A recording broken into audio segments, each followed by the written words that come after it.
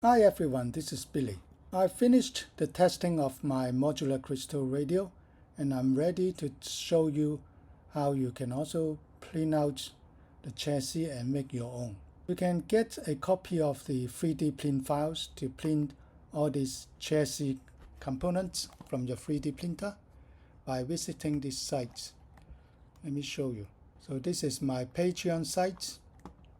By paying a small amount, you can get a download file, a zip file that you can download to get the parts. Let me show you the zip file. So this is the zip file. Once you unzip it, you will get this directory, modular crystal radio 3D parts.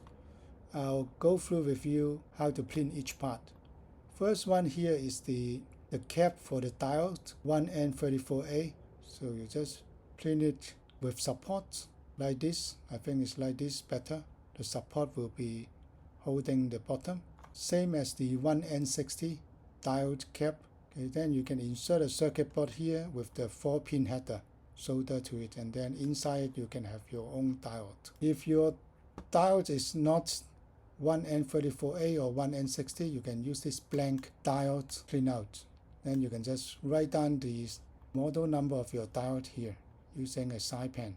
Okay, then you have also the 3DQ, which is a MOSFET that I use a lot. So it's printed in a similar way. After that, let's look at all the modules. We have the antenna module, this one, which is this one in the diagram, the antenna module. Okay, so it's printed straight up. No support is required, just print it straight up. Next one is the audio module.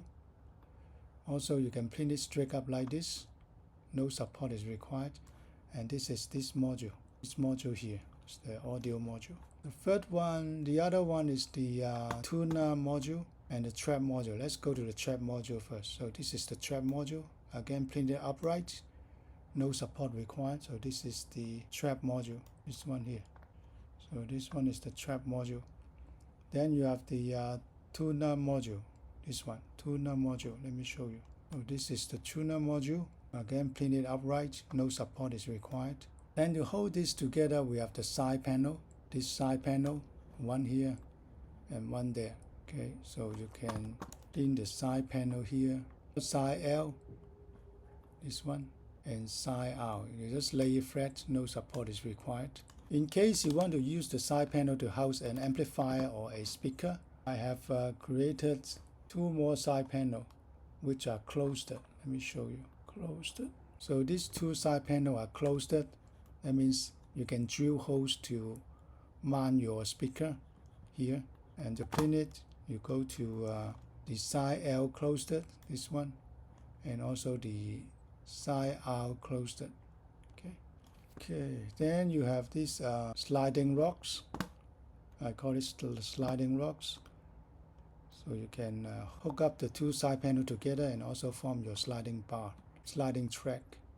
So the sliding rod have the two different types. If your printer is able to print 40mm horizontally, then you can just print this slide rod directly.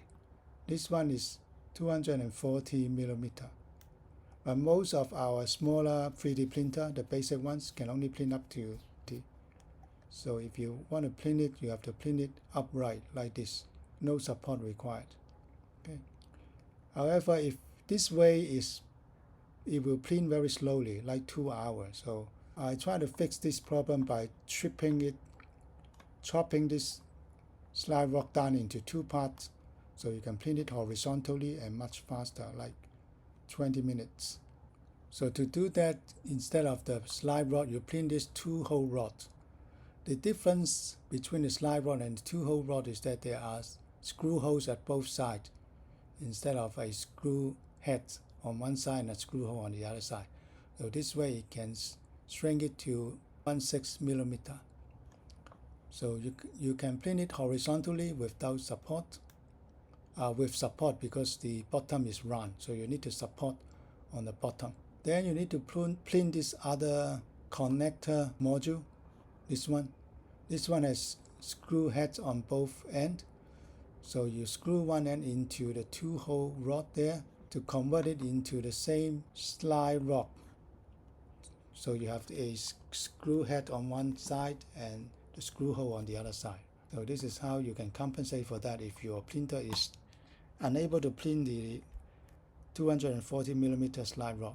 Then you have the screws and nuts. They are flat, just print it upside down, no support required. And the nuts, just print it flat, no support required. Or you can put a few of these together to print on one time. Then you have the handle. So this is the handle. Where is it? Okay, this is actually this one. This is the handle. Then you have two pieces, so you print it 2 times. And you have the handlebar, this thicker slide rod, this one. So you can print it like the 2-hole slide bar, just print it horizontally with support at the bottom only. Then you hold this together, the handlebar together. We have the long screws. Let me show you. The long screw is longer than the screw. It's double long. This is the screw like this, and this is the long screw. It's much longer. Okay. Then you have the basket frame for the coil. So these 2 basket frame. One of that is 9 pole, the other one is 11 pole. Okay, let me show you. So you have the S basket, this one, 9. This is the 9 pole.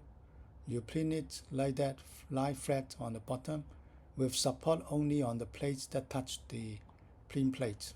So this will not have support. The poles will not have support. Just this little stand here has support.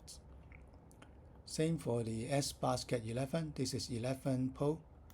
So it's your choice whether you believe a 9 pole basket will have a better Q factor versus the 11, right? Or vice versa. So depending on what you think will have a higher Q factor, you choose between 9 pole and 11 pole. The effect is the same. 9 pole one may use up a bit more wire than the 11 pole. Okay. Then you have the stand for the toroid ring. So this is the cover. Cover is this one. Okay, so this is the cover. This one. You put a screw there to hold the ferrite toroid ring to the stand. Okay, so this is the cover. And then the other one is the stand. So this is the toroid stand, like this. And this is this one here. So for this one, you print it straight up without support, because I designed a little curvature so you can hold it without support. So just print it straight up. Then you have the transformer mount. It's 2 little plates that holds the KPB01, KPB02 or other type of transformer to the audio module. So this is these 2 pieces. Okay. Then you have the different knobs. This is the VC knobs. This is for the variable capacitor, the plastic ones. And you have the tab knob. Let me show you the tab knob. Tab knob, this one. So this is the tab knob. It only fits the tab switch that I showed you in my other video with the notches on the side. Okay, let me see what else I'm missing. Okay, it should be all done. So you can download, print the parts, and then follow the instruction on my other videos to build your modular crystal radio.